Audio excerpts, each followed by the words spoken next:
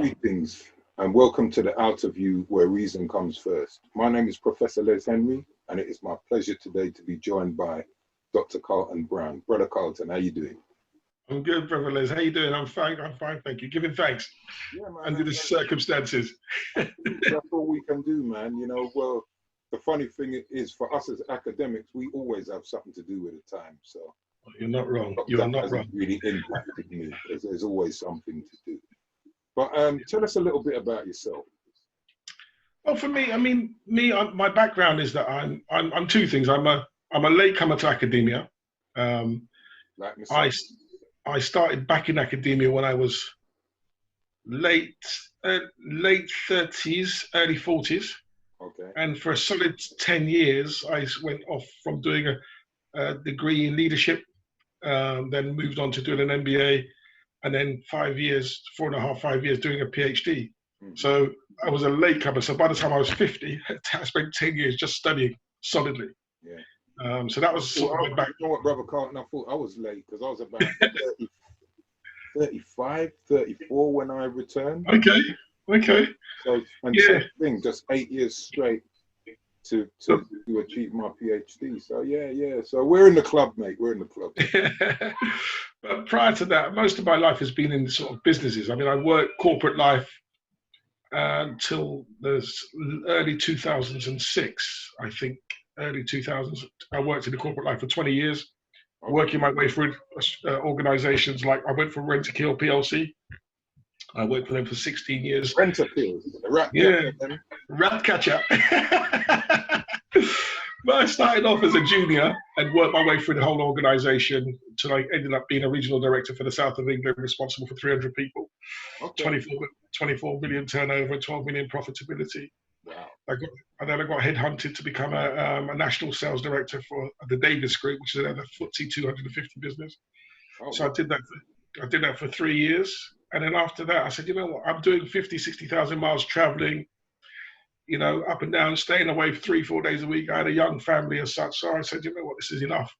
Yeah. So I went back and did my MBA. But at the same time, it's funny how things work.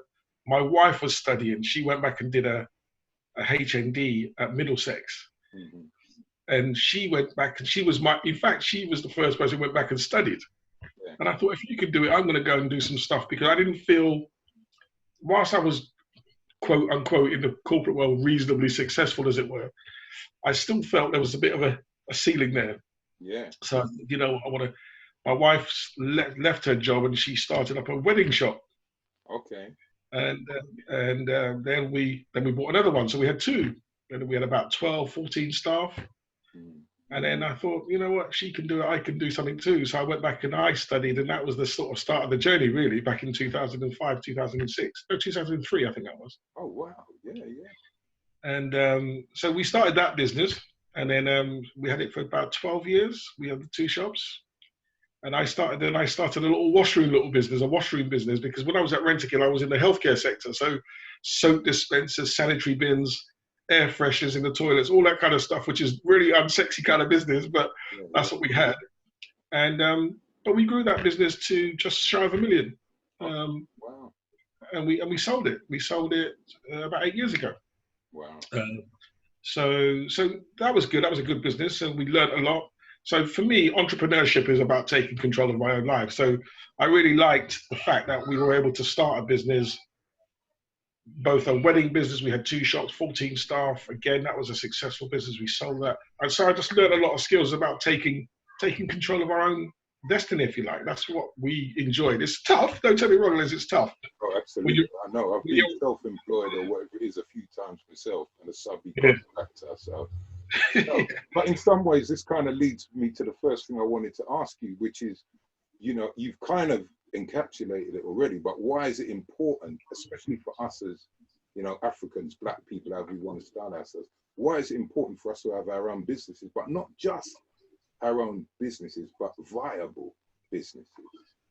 I think if you go back in history, and I, like you, I can remember speaking to you a long time ago that when you were young, you used to go to the libraries because you didn't feel, the classroom wasn't always the right environment, but you loved the library. But I engineered it at school so that they would boot me out of class and send me to the library. That was my last year at school, was probably spent in the library. Yeah. And similarly, back in the day, I mean, I still read now, but I read many years ago, and I was reading the Philosophies of Garvey, for example. And 1923, August, he talked about if you want to do something, I think quote unquote, he said, self-help and self-reliance. Yeah. And for me, that's it, self-help and self-reliance. You can't really rely on anyone else for your own success. Right. So for me, that underpins it. And my mum, she's 97. If I picked up the phone to her today, I said, Mum, what are you up to? She said, well, I'm cooking, I'm doing this, but how's business? How's it going? Your mum a few years ago. Yeah. But she's always saying, look, you've got to do something for yourself. So there's a philosophy, there's a perspective that you've got to do things for yourself. But I ultimately believe if you want to take control of what you do, a lot of people say, well, I'm happy to work for someone else, which is fine. It's not a problem to work for someone else. But if you want to really control your outcomes and your destiny, I think you've got to do it for yourself. To kind of lead on from that point, do you think that, and this is kind of like a weird question because I'm talking to somebody who kind of encapsulates this, but do you think that as, let's say, the African diaspora, particularly in the context of the UK, because let's speak about the UK, because even in this current climate, we hear lots of things about America and blah, blah, blah. But you yourself know we cannot use them as a template because the demographics are different. It's different. All have black areas in America where you can have viable black businesses. So do you think that, as African Caribbean people in the UK, we have the right approach, skills towards what, entrepreneurship really is? What are your thoughts on that? So there's a guy called Dr. Glenn Jones. He wrote the book, The Jamaican Entrepreneur. Okay. And when you look back, my mum, I always cite my mum because she's a good point of reference for me. All right. Even when she's in Jamaica, she said, she came from Linstead, a small town in Spanish town called Linstead. I know Linstead, yes, that's up the road, from where my mum. So she used to get trucks, open back trucks, and take people to go to the seaside in Montego. So I'm going to come into skill sets, but the point I was making referenced Dr. Glenn Jones and the Jamaican entrepreneur, the African entrepreneur. I mean, even in Nigeria, they talk about the Igbo man versus the Yoruba. The Igbo man is the business. We have that natural skill set. Whether we call it Igla in Jamaica, we call it Igla. Some people used to just take what they had and what they grew and they sold it. Yeah. So we inherently, I genuinely believe we have entrepreneurship as part of our natural makeup in terms of our dynamism. We understand the mechanics that we, and Glenn Jones says, actually there's two things. We're either entrepreneurs through necessity or through opportunity. And quite often for us, it's always been about necessity. Yeah. We've had to go out and find a way to survive. Yeah. So we understand marketing because who's going to buy my yam and my breadfruit? Who's going to buy my product or service?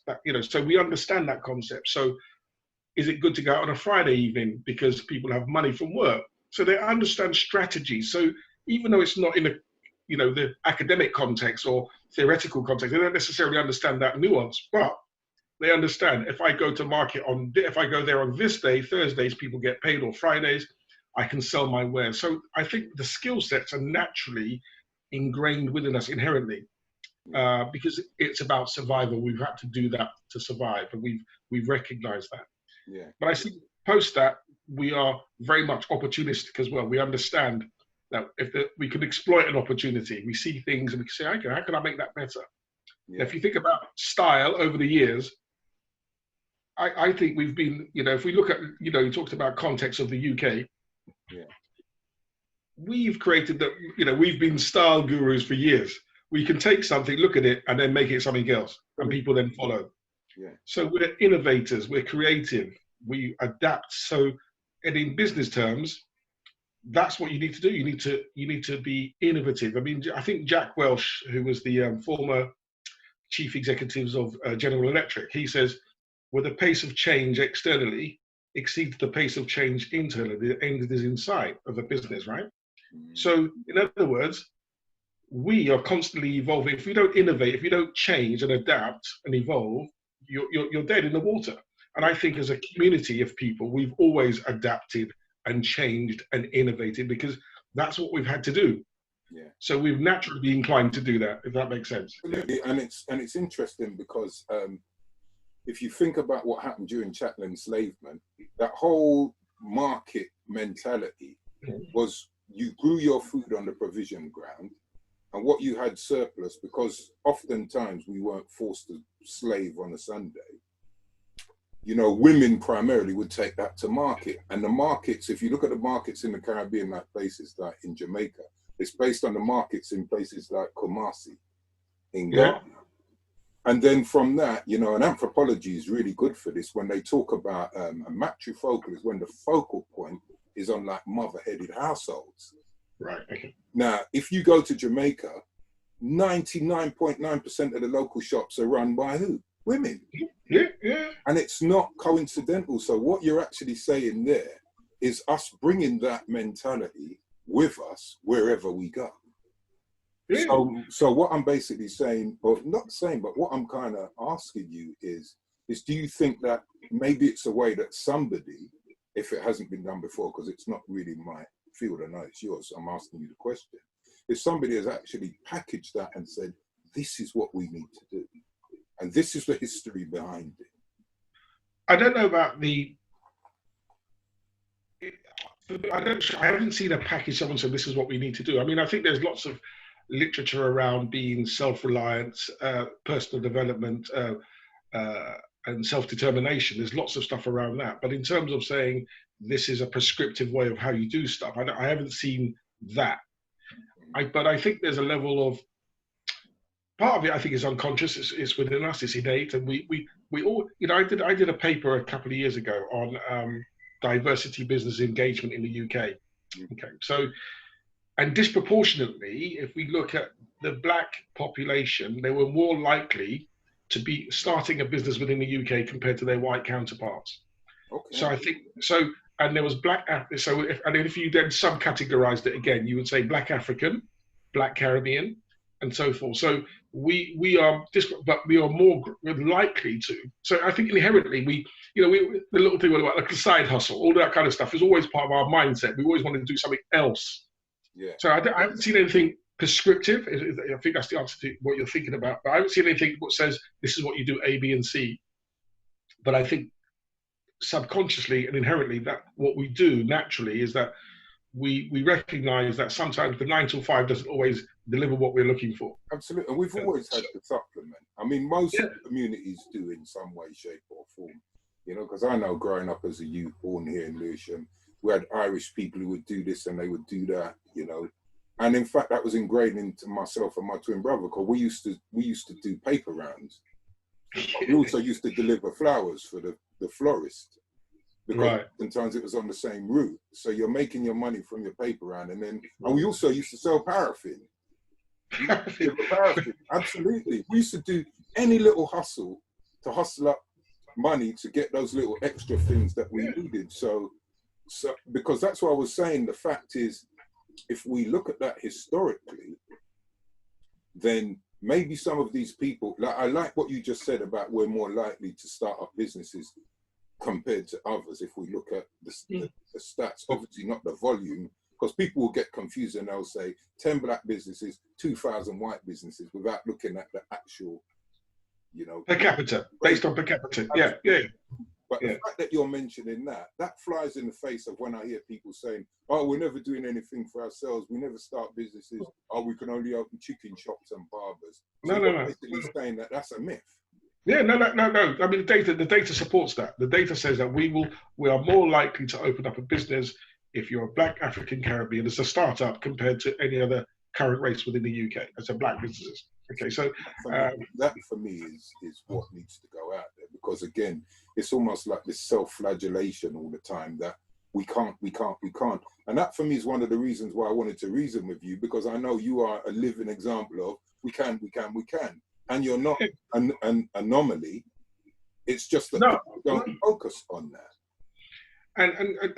And I think the challenge sometimes, Les, is this. I think what happens is sometimes it's a bit dichotomous, right? Sometimes it's our own it's a challenge in itself for us, because if you go on a path sometimes and you think, right, this is where I'm going, I think it was Du Bois what said it, the crab mentality, all that sort of stuff, crab antics, right? Oh yeah, yeah. It's Peter J. Wilson writes it as an anthropologist. He writes about crab antics. So if anyone wants to read on that, if they don't, it's crab in a barrel. One's up. Yeah. So when you're trying to climb out of you're trying to climb and elevate and do better for yourself. There are others who don't always see the same vision, Absolutely. Or sometimes, they don't like what they see. There's what we call red eye, green eye, whatever you want to call it, right? So all that goes on, right? Unfortunately. Now, so what then tends to happen, I believe, is that we then say, right, well, okay, well, I can't operate over here any longer. I need to operate over here.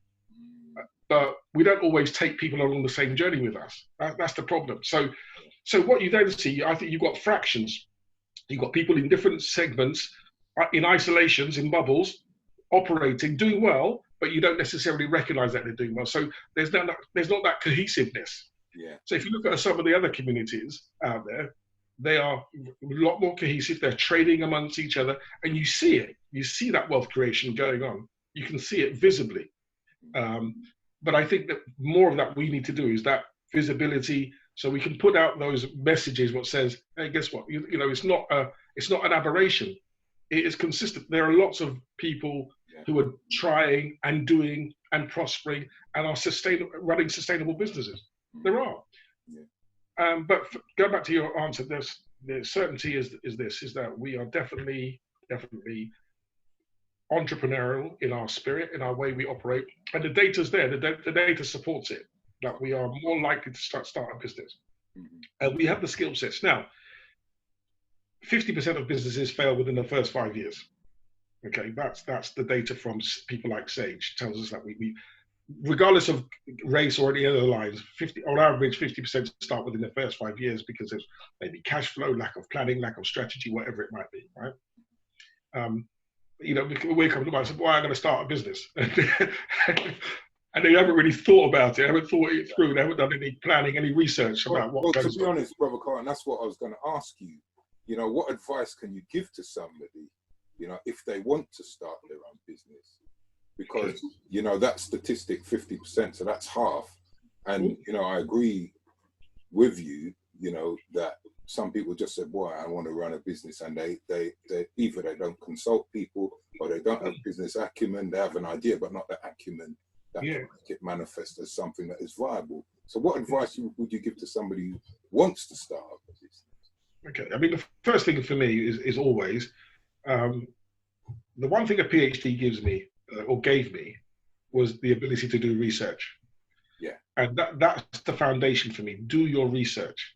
So if you're going to go into a business, whatever the sector is, whether I'm going to go into IT, into procurement, whether I'm going to fashion, it doesn't matter, catering, food, architecture, do your research, right? So what's going on in the market? Understand the market environment that you're going to operate in. Understand the competitors. So who are your competitors? What are they doing well? What are they not doing so well? What are their strengths and what are their weaknesses? When you're coming to the market yourself, what's your unique selling proposition? So what are you offering the market? Why should someone buy from pardon me, why should someone buy from you compared to someone else? So what's going on in the market environment in terms of the macro environment? So what sort of prices are being charged? What sort of environment are they operating in? Who are your competitors? What are their strengths, as I said? So you need to think about the research, understand the market you're going to go in, understand the environment that you're operating. That's the first thing. So do your research. That's the first thing I would say. Secondly, come up with a strategy and a plan. And you're talking about business acumen. I'm talking about a business plan here, which encapsulate finance, marketing, strategy. The Art of War and Sun Tzu, he said, if you're going to go into a battle, because don't forget, in a competitive world, it's a battle, right? So it's combative. It's combative. So yeah. So you're going to go to a battle. You're going to the market. You want to take someone else's business. That's what you're trying to say. You're doing that, but I want some of your cake. So I'm going to take that part of your cake, that market share. So he says you must have strategy. You must have a strategy because you can win the battle if you have a strategy prior to going into battle. So you need to think about what you're doing, develop a plan, make sure you understand the financial plan, because a lot of people fail because of lack of understanding the financial implications of what they're doing. Yeah. Can I, because, what are the margins? So if I buy something at X, do I sell it at Y? What's left? What's my gross profits? What's my net margins? What's my liquidity? What's my cash flow? Because most people don't, it's not that they don't have a good business. Sometimes it's cash flowing through the business called, so the liquidity of the business, so is it there? Is it not there? Because the moment someone doesn't pay you and you've got to pay your suppliers, what's going on? Your business is, it's gone. It makes life difficult. So have a plan, understand your financial elements of your business, understand your marketing strategy. So who's my customer? So as you know, Les, I've got a business which I've started called Marshall and Brown's. And we are the purveyors of what I like to regard the best quintessential Jamaican food. I look at it from a premium perspective. We're trying to offer something different to the market. There's lots of Jamaican food, which is good. Some of it is from Jamaica, some of it's not. Some of it is made in parts of Europe. And it sometimes gets a bit homogenized. So you've got to try and offer something different in the marketplace. So when you're thinking about marketing what you're doing, say, right, who's my customer? Where are they based? What am I offering? What's my proposition? What price should I use? How should I promote it? Where should I promote it? Do I use penetration strategies to get into the market, which means like Aldi are going at a lower price, or do I use a premium strategy, which means I can attract fewer customers, but I get a better margin? So just think about, starting point is have a plan, do your research. 2 key things without even starting anywhere to go into that, and remember to be, business don't start to take up, well, I've got a little business, let me just buy a BMW or Mercedes Benz because I want to show people that I'm doing stuff. Yeah. That's not important. You need to have a sustainable business. Yeah. You need to have a sustainable business which is lasting for 10 years, not just for 5 minutes. So be cautious. Don't just go out and be exuberant about what you're doing. Be strategic. Think about what you're doing and plan sensibly. So that's what I would say. Right. So, what do you want to share with us that may surprise people about? Here we are, Dr. Carlton Brown, entrepreneur, business genius. Well, you know what? At the end of the day, a very good friend of mine called Bill passed away a couple of years ago. Until I met you, he was the one person who could actually explain business to me in terms that I could understand. I would say overstand, because some people, when they explain stuff, they just baffled or bamboozled me. So when we were running our little businesses, we would phone him and ask him, and he would say, no, you need to focus on this, a bit like what you do. So that's why you know me, it is what it is. I've spoken to loads of people in business, and I don't know what they're telling me. You know what they say, the principle of KISS, keep it simple, stupid. Okay, I like that. I've never heard it. KISS, yeah. After I kiss sometimes, but there you go. Keep it simple, stupid. So listen, I don't know. I suppose I'm something. I am very proud of my heritage. So proud that I decided to become. Even though I'm British. Yeah. But I'm also Jamaican, and I spent time. In fact, I went and got my Jamaican passport. Okay. To make sure that I just felt, because every time I'm in Jamaica, I just feel like I'm at home. I'm comfortable. Yeah. The vibe, the people, just to see everything around you is just your world, your own being. I think that's something about me. And my hero is my mother, as you probably gathered. Well, mine was peace be upon her. I totally get that. She's, as I said, I speak to her every day, and I spoke to her yesterday. I said, Mum, what are you doing? She said, well, we just cook callaloo and saltfish. And she's 97, and I just love that. The mindset. What I'm saying, it's beautiful. And so for me, that's something about me. She's very much the person that's very much shaped me in terms of her thinking, her attitude, her propensity for business, And even now, I said, Mum, how much is this? How much if you take away that from that? How much is that? She said, well, it's this. You know, she's still on it, you know, and for me, that's beautiful to see that. And, you know, and she always says, just whatever you do, and for me, whatever you do, just keep going. Just keep focused on what you want. Yeah. And I think that's the message, keep focused. Like if you get to a certain age or a certain whatever it is, no, but your mum displays that alacrity and sometimes that's what you need. Yeah. And I think it also, you know, when you keep your mind going, it's what sustains you. I remember years ago, someone said to me, if you're rest, you're rust. So keep going. Yeah. But what could be something, if there's one thing you want people to take away, what has Brother Carlton got to tell them? What can they take away? I think for me, it's this. It's a takeaway. A lot of people talk about what they want to do, and some people do what they want to do. So for me, it's about taking the actions and saying, I'm committed. I don't want to live on someday island. Someday I will do this. Someday I will do that. I like that. You know, I like that. Someday island. I like that. I got teeth though on there. Yeah. I like that. Yeah. You know, the opportunities are there for us, regardless of the challenges, because there are challenges, don't take me wrong, but take the action you want and to see the outcomes you're looking for. Because at the end of the day, if you don't try something, we own the old science, for every action there's a reaction, and, you know, equal, you know, so you've got to do something for yourself. Take the action. For me, that's it. Yeah. Do the research and plan, whatever you want it is. Whether it's you want to get a new girlfriend, you want a new car, you want a new business, whatever it is, you want to get a good education, you want to get a degree, just take the action. Yeah. As the other famous William said, our doubts are traitors that make us lose what we oft might win by fearing to attempt. And that's William Shakespeare for you. Like, there you go. There you go. There you go. My brother Carlton, all I can say is respect, and I really give thanks for the reasoning today, and I know people are going to get a lot out of this, so stay blessed. No, thank you. No? Thank you very much, and you stay blessed too. Lovely. Thanks very much. Give thanks. Bless. Thank you.